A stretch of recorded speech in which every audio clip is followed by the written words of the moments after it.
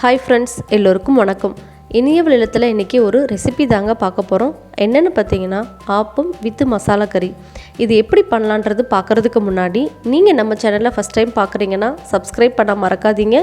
கூடவே இருக்க பெல் சிம்மில் கிளிக் பண்ணி ஆல் கொடுங்க. அப்போ தான் நான் வீடியோஸ் அப்டேட் பண்ணால் உங்களுக்கு நோட்டிஃபிகேஷன் வரும், நீங்கள் உடனே பார்க்கலாம்.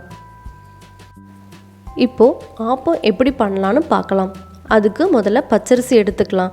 அளவுக்கு நான் இந்த கப்பு எடுத்திருக்கேன். இதால் 4 கப் அளவுக்கு அரிசி எடுத்து வச்சுருக்கேன். இது கரெக்டாக அளவு சொல்லணுன்னா 500 கிராம் அளவுக்கு அரிசி எடுத்து வச்சுருக்கேன். இப்போ இதோ தண்ணியில் நல்லா ஒரு 3 டைம் நல்லா வாஷ் பண்ணிவிட்டு ஒரு பிளேட் போட்டு மூடி வச்சிடலாம். ஒரு 3 to 4 hours நல்லா ஊறட்டும். நம்ம பிரேக்ஃபாஸ்ட்டுக்கு இட்லி, தோசை, பூரி, பொங்கல் இந்த மாதிரி தான் பண்ணியிருப்போம். சில பேருக்கு ஆப்பம் தெரியாது. ஸோ நீங்கள் இதை ட்ரை பண்ணி பாருங்கள். ரொம்பவே நல்லாயிருக்கும். இது ஒரு ஹெல்த்தியான பிரேக்ஃபாஸ்ட்டுன்னு கூட சொல்லலாம். குழந்தைங்களாம் இதை ரொம்ப விரும்பி சாப்பிடுவாங்க. இது நம்ம சோடா உப்புலாம் எதுவும் யூஸ் பண்ணாமல் பண்ணுறதுனால இது ஒரு நல்ல ஹெல்த்தியான ஃபுட்டும் கூட. இதை நீங்கள் ட்ரை பண்ணி பாருங்கள். இப்போ பாருங்கள், 4 மணி நேரம் ஆயிடுச்சு. அரிசி நல்லாவே ஊறியிருக்கு. இப்போ நம்ம இதில் இருக்கக்கூடிய தண்ணியை வடித்து எடுத்துக்கலாம். அடுத்ததாக நம்ம அரைக்கிறதுக்கு 1 கப் அளவுக்கு ஃப்ரெஷ்ஷாக துருவின தேங்காய் எடுத்து வச்சுருக்கேன். 1 கப் அளவுக்கு மதியம் வடித்த சாதம் எடுத்து வச்சுருக்கேன். முதல்ல இது ரெண்டுத்தையும் போட்டு மிக்சியில் நல்லா அரைச்சிக்கலாம்.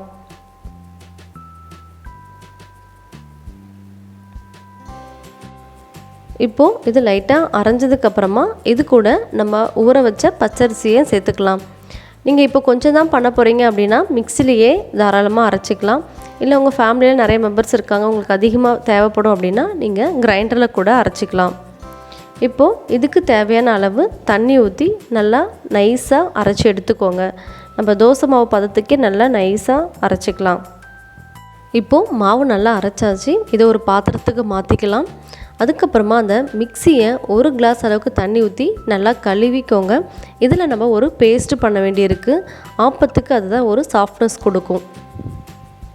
அடுப்பில் ஒரு பாத்திரத்தை வச்சு நம்ம இப்போ மிக்ஸி ஜாரு கழுவணும் இல்லைங்களா, அந்த தண்ணியை நம்ம இப்போ ஊற்றிக்கலாம். இப்போ ஒரு 5 மினிட்ஸ்க்குள்ளே பார்த்திங்கன்னா இது நல்லா நீங்கள் கிண்டிக்கிட்டே இருங்க. ஒரு பேஸ்ட் மாதிரி ஒரு கையில் நீங்கள் எடுத்து பார்த்தாலே தெரியும்.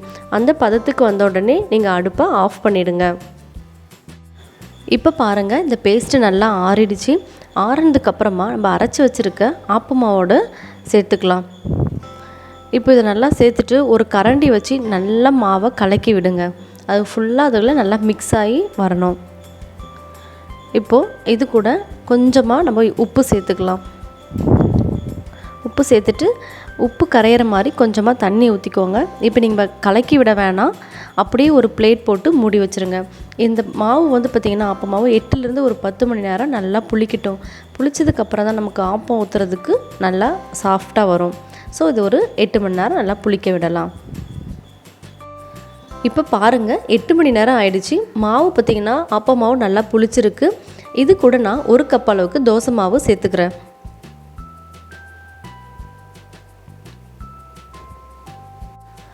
நெக்ஸ்ட்டு அது கூட 1 ஸ்பூன் அளவுக்கு சுகர் ஆட் பண்ணிக்கிறேன். சுகர் வந்து ஆப்ஷனல் தான், வேணும்னா ஆட் பண்ணிக்கோங்க, இல்லைனா ஸ்கிப் பண்ணிக்கோங்க. இது நான் குழந்தைங்களுக்கு பண்ணுறதுனால இது கொஞ்சம் ஸ்வீட்னஸ் கொடுக்கும் அப்படி இல்லைங்களா. ஸோ குழந்தைங்க விரும்பி சாப்பிடுவாங்க. ஸோ அதனால தான் நான் சுகர் ஆட் பண்ணியிருக்கேன். கொஞ்சமாக ஒரு சிட்டிகை உப்பு ஆட் பண்ணிக்கோங்க. ஏன்னா நைட்டு வந்து நம்ம கொஞ்சம் தான் போட்டோம். இப்போ மாவுக்கு தேவையான அளவு உப்பு சேர்த்துட்டு மாவை நல்லா கலக்கி விடுங்க. இது வந்து பார்த்திங்கன்னா தோசை மாவு பதத்துக்கு இருக்கக்கூடாது, அதை விட நல்லா தண்ணியாக இருக்கணும். அப்போ தான் உங்களுக்கு ஆப்பம் ஊற்றுறதுக்கு ஈஸியாக வரும். ஸோ இந்த கன்சிஸ்டன்சிக்கு நீங்கள் நல்லா கரைச்சி வச்சுக்கோங்க. இந்த மாவில் சோடா உப்பு எதுவுமே நான் ஆட் பண்ணல. குழந்தைங்களுக்கும் சாப்பிட கொடுக்கணும் இல்லைங்களா. ஸோ அதனால் நான் ஆட் பண்ணாமல் தான் நான் ஆப்பம் ஊற்றுறேன். அது மட்டும் இல்லாமல் அது ஹெல்த்துக்கும் நல்லதில்லை. ஸோ நான் அதை ஸ்கிப் பண்ணிட்டேன். இப்போது அடுப்பில் ஒரு ஆப்பச்சட்டி வச்சுக்கலாம். ஆப்பச்சட்டி சூடானதுக்கப்புறமா ஒரு கரண்டி மாவு எடுத்து ஊற்றிக்கோங்க. நீங்கள் ஊற்றுறப்ப பார்த்திங்கன்னா சொயின்னு ஒரு சவுண்டு வரும். ஸோ இப்போது நல்லா சட்டியை சுற்றி விடுங்க.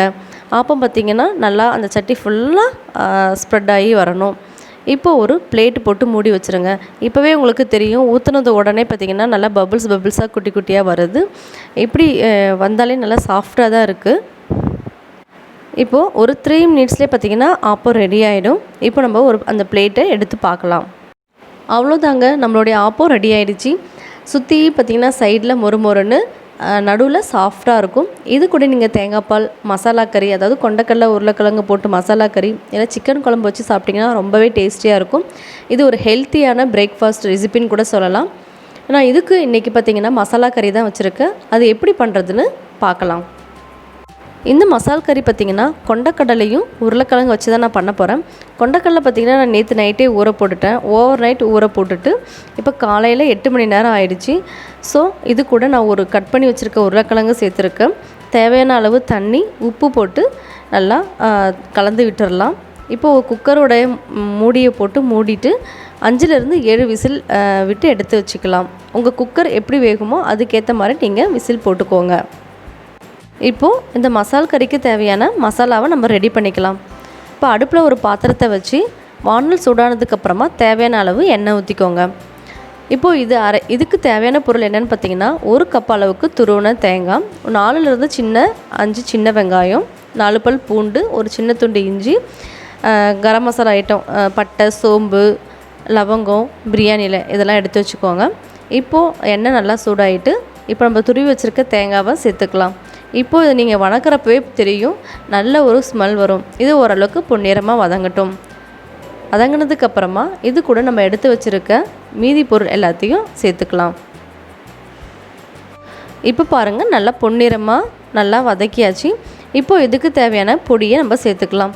1 சிட்டிகை அளவுக்கு மஞ்சத்தூள் சேர்த்துருக்கேன், 1 ஸ்பூன் தனி மிளகாத்தூள், 1 ஸ்பூன் தனியாத்தூள் நம்ம சேர்த்துக்கலாம். அடுத்ததாக நான் 1 ஸ்பூன் அளவுக்கு கறி மசாலா பொடியை சேர்த்துக்கிறேன். இந்த குழம்புக்கு டேஸ்ட்டு கொடுக்குறதே பார்த்திங்கன்னா இந்த பொடி ஐட்டம் தான். உங்ககிட்ட கறி மசால் பொடி இல்லைன்னா நீங்கள் சிக்கன் மசாலா கூட நம்ம சேர்த்துக்கலாம். இது கூட நல்லா டேஸ்ட்டு கொடுக்கும். இந்த பொடி சேர்த்ததுக்கப்புறமா நீங்கள் அடுப்பை ஆஃப் பண்ணிவிடுங்க. அப்படி இல்லைன்னா இந்த பொடி நல்லா தீஞ்சிடும். ஸோ அடுப்பை ஆஃப் பண்ணிவிட்டு நல்லா ஆற விட்டுருங்க. ஆறினதுக்கப்புறமா இது கூட தேவையான அளவு உப்பு சேர்த்துக்கோங்க.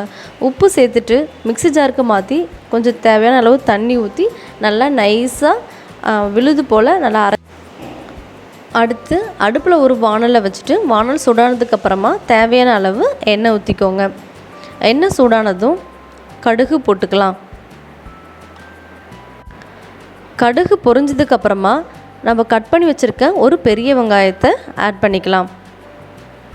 அது கூட ஒரு கைப்பிடி கருவேப்பிலை போட்டுக்கிறேன். இப்போ இதை நல்லா வதக்கி விடுங்க.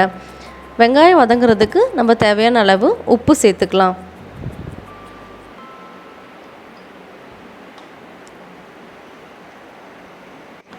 இப்போ பாருங்கள், ஓரளவுக்கு வெங்காயம் நல்லா பொன்னிறமாக வதங்கிடுச்சு.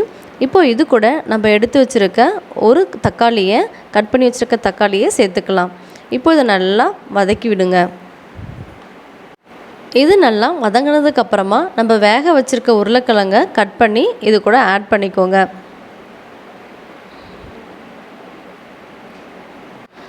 அடுத்ததாக வேக வச்சுருக்கோம் இல்லையா கொண்டக்கடலையை, அதை தண்ணியோடு சேர்த்து எடுத்து இதில் ஊற்றிக்கோங்க. இதை நல்லா கலந்து விட்டு நம்ம இப்போது அரைச்சி வச்சுருக்கோம் இல்லையா விழுத, அதை இது கூட நம்ம சேர்த்துக்கலாம்.